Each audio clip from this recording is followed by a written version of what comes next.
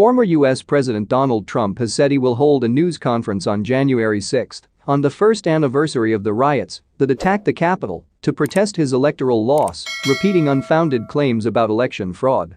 With a congressional panel investigating the riots seeking answers from several of his associates, a defiant Trump slammed the committee on Tuesday, calling the attack on the Capitol a completely unarmed protest of the rigged election. Trump's supporters had violently breached the Capitol on January 6 to prevent the certification of President Joe Biden's victory, halting procedures and sending lawmakers into hiding. 5 people, including a Capitol police officer, died during or in the aftermath of the incident. Brian Sicknick, the officer, had confronted protesters, but authorities say he died of natural causes after suffering 2 strokes. One of Trump's supporters was fatally shot on the day as she attempted to cross into a restricted area inside the Capitol.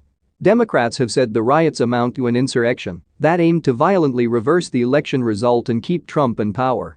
The House of Representatives impeached Trump in his final days in office, accusing him of inciting the violence. Why isn't the Unselect Committee of highly partisan political hacks investigating the cause of the January 6 protest, which was the rigged presidential election of 2020? Trump said in a statement on Tuesday referring to the congressional probe. Throughout his statement, Trump reiterated false allegations of election irregularities. For example, the former president said the 2020 election numbers were horrendously corrupt in Detroit, a nearly 80% black city, where he actually received almost 5,000 more votes than in 2016. "Cuss all of these points, and more," Trump said, referring to his Florida resort. The ex-president's statement came as the congressional panel, formerly known as the House Select Committee, to investigate the January 6 attack on the United States Capitol, zeroes in on many of his associates, seeking documents and testimonies.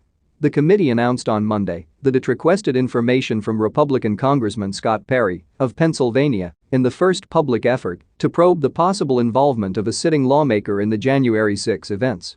At this time, the Select Committee seeks your voluntary cooperation in addressing each of these issues, Committee Chairman Benny Thompson said in a letter to Perry. "We also ask that you provide us with all relevant electronic or other communications on these and other topics related to January 6, including your communications with the Trump legal team, the former president himself, and others who were involved in planning the events of January 6.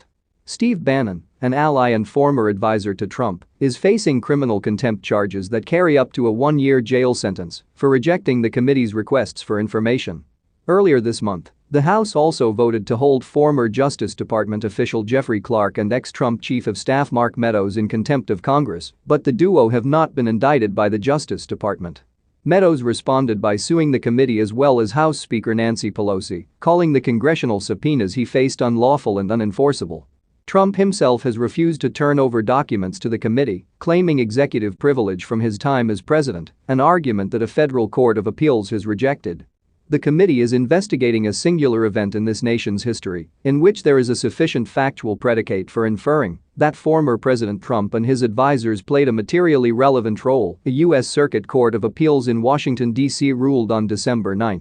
Federal prosecutors have indicted hundreds of suspected rioters over the January 6 events with charges ranging from entering a restricted building to assaulting police officers.